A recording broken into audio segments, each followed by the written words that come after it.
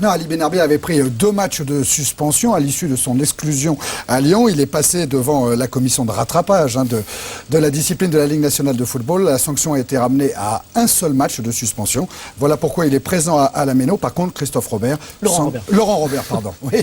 Robert, il est suspendu encore. Là. Sanction maintenue. Alors, ils étaient donc à Strasbourg, les Parisiens. Strasbourg, 5e au classement, qui jusqu'à présent a fait un sans faute au stade de la Méno. Lens, Montpellier, Rennes sont venus, ont vu et ont été vaincus du côté de la Méno. On va retrouver le résumé de Philippe Genin pour ce Strasbourg-Paris Saint-Germain qui a certainement fait le plein du côté de la Méno. Et messieurs, du côté de Strasbourg, on craint le PSG parce que le Paris Saint-Germain reste sur 3 victoires consécutives ici en terre strasbourgeoise. Et attention aux Strasbourgeois justement qui ont d'autres arguments cette saison, 5e au classement, on vous l'a dit. C'est une équipe brillante à domicile et c'est Italie qui se met le premier en évidence face à Bernard Lama. Et on retrouve le PSG avec la SPAL pour Ali Benarbia, le capitaine de retour. Puis Madar qui s'échappe, Madar qui peut centrer. Et Christian ici qui est tout près d'ouvrir le score face à Alexander Wensel. On joue la 8e minute de jeu dans cette rencontre.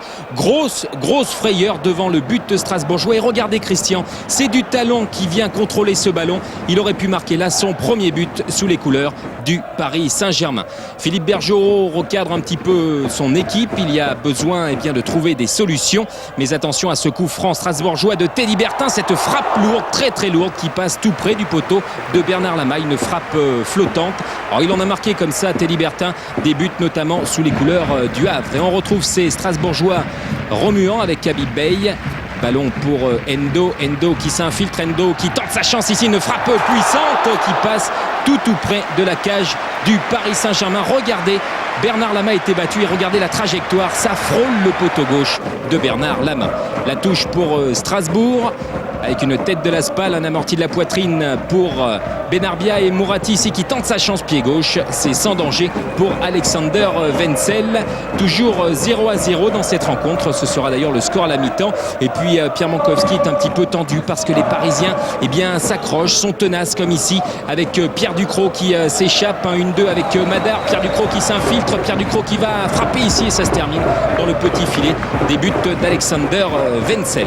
Des Parisiens remuants mais des Strasbourgeois qui tiennent le coup et qui jouent leur carte à fond avec Djanka. Puis Bellozo, ballon en retrait pour Olivier Chouafny qui cherche une solution. Il en a une avec son ami et capitaine Teddy Bertin. La frappe de Bertin ici. Attention à Marsiglia qui tente sa chance. Ce ballon qui passe au ras de la transversale du Paris Saint-Germain. Grosse frayeur pour le PSG. Et regardez ce ballon freiné par Alessandro Tanaï. Pourtant, il avait bien ouvert son pied, Marsiglia, qui était tout près d'ouvrir le score. On retrouve les Parisiens avec un corner de Benarbia. Ballon écarté par Diop de la tête. Récupération Janowski. Benarbia qui peut centrer et c'est Christian qui est accroché par Mdani, joueur talentueux dans cette équipe strasbourgeoise. C'est l'une des références de ce début de saison. Et bien c'est lui qui vient commettre la faute. Monsieur Vessière désigne le point de pénalty en faveur du Paris Saint-Germain dans cette seconde période. Et l'on va retrouver Mickaël Madar face à Alexander Wensel.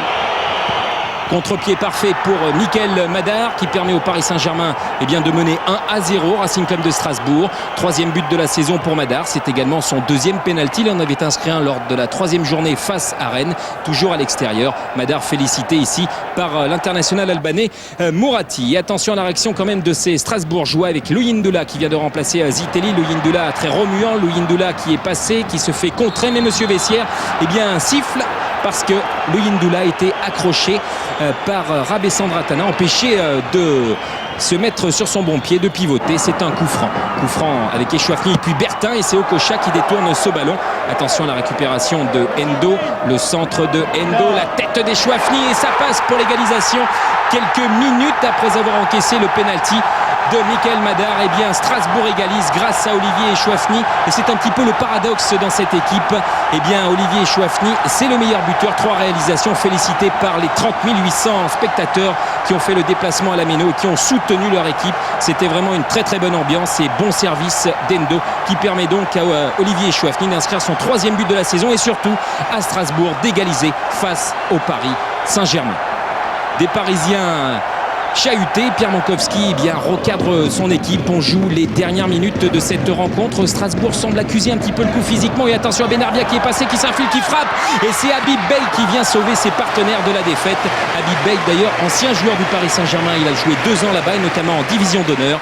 Score final entre Strasbourg et le Paris Saint-Germain. 1 but partout. On a assisté quand même à un très très bon match et un très bon Racing Club de Strasbourg.